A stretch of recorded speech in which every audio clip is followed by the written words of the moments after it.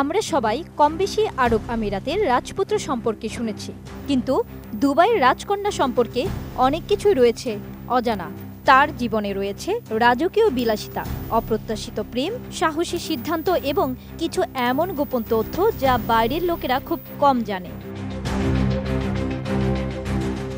আরব আমিরাতের রাজকুমারী নাম শেখ মাহরা বিনতে মোহাম্মদ বিন রশিদ আল মাকতুম, তবে গণমাধ্যমে শেখ মাহরা নামেই পরিচিত।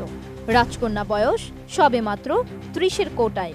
এরই মধ্যে বিপুল সম্পদ, বিলাসবহুল জীবন, নিজস্ব ফ্যাশন স্টাইল আর বহুমুখী জনকল্যাণমূলক কাজের মাধ্যমে রাজকন্যা পরিচয় ছাপিয়ে হয়ে উঠেছেন স্বতন্ত্র এক নাম।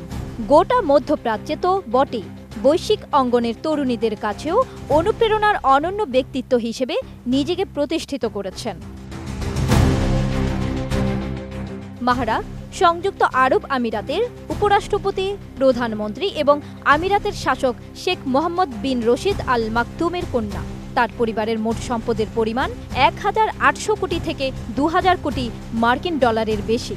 রাজপরিবারের সন্তান হিসেবে উত্তরাধিকার সূত্রে তার ব্যক্তিগত সম্পদের পরিমাণ কত হতে পারে, এ থেকে কিছুটা অনুমান করা যায়। বিভিন্ন সূত্র মতে মাহরার সম্পদের পরিমাণ ৩০ কোটি থেকে ১৫০ কোটি মার্কিন ডলার।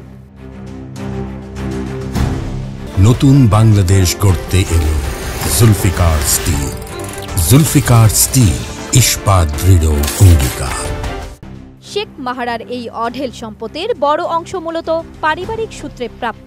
সেই সঙ্গে রয়েছে বিভিন্ন ব্যক্তিগত ব্যবসা সহ নানামুখী আয়ের উৎস। রিয়েল এস্টেট এবং প্রযুক্তি খাতের বিভিন্ন স্টার্টআপে তার বিনিয়োগ রয়েছে। ফ্যাশন আইকন হিসেবেও বিশ্বজুড়ে দারুণ জনপ্রিয় তিনি। বিভিন্ন বিশ্বখ্যাত ব্র্যান্ডের প্রচারণা কার্যক্রমের সঙ্গে সম্পৃক্ততা তার আয়ের অন্যতম গুরুত্বপূর্ণ উৎস। এছাড়া সামাজিক যোগাযোগ মাধ্যম সহ বিভিন্ন অনলাইন প্ল্যাটফর্ম থেকেও আসে মোটা অঙ্কের আয়। অত্যন্ত বিলাসবহুল জীবনযাপন করেন এই দুবাই রাজকন্যা।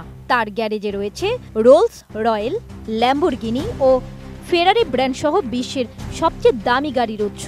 সবসময় বিশ্বের শীর্ষস্থানীয় ডিজাইনারদের তৈরি পোশাকে দেখা যায় ফ্যাশন সচেতন মাহরাকে। তবে পোশাক পরিচ্ছদেও তার স্বতন্ত্র রুচির পরিচয় পাওয়া যায়। ঐতিহ্যবাহী আমিরাতি পোশাকের সঙ্গে আধুনিক ফ্যাশনের মিশ্রণ তার স্টাইলের অন্যতম বৈশিষ্ট্য। বিলাসবহুল জীবনের পাশাপাশি মাহরার মানবিক দিকটিও সমান গুরুত্বপূর্ণ।